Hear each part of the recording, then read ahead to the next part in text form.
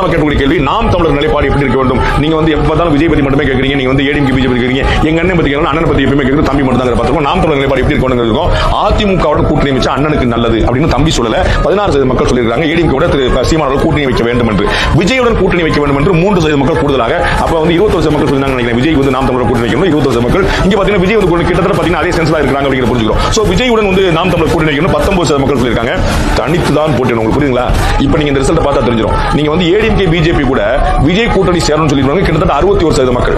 இப்ப சீமான் வந்து தனித்து தான் போட்டிடணும் அப்படின்னு சொல்றது 65 மக்கள். இந்த விஷயத்தை நம்ம பார்த்திருக்கோம். சீமானுக்கும் விஜய்க்கும் கடுமையான கருத்து மோதல் வந்துருச்சு. திரு சீமான் விஜயை தொடர்ந்து எடுத்துட்டு வரார். அப்ப இதே மக்கள், அதே 2989 மக்கள் சீமான் என்ன செய்யணும் அப்படின்னா தனித்து போட்டிடணும்னு 65% சொல்றாங்க. Highest number ever in this survey. 65 மக்கள் இருக்காங்க. ஏன் அப்படின்னா அவர் தனித்து தான் போட்டிடுவேங்கிற பிம்பத்தை தொடர்ந்து கட்டமை சொல்றாரு. அதுல குழப்பமே இல்லை. கட்சி தொடங்கிய காலத்திலிருந்து தேர்தலில் நிற்கிற களத்தில் எவரோடும் சமரசம் இல்லை, கூட்டணியும் இல்லை, நோட்டுக்கும் சீட்டுக்கும் எவரிடத்திலும் பேரவில்லை. சாவு வாழ்வோம் தனித்துத்தான் வெற்றியும்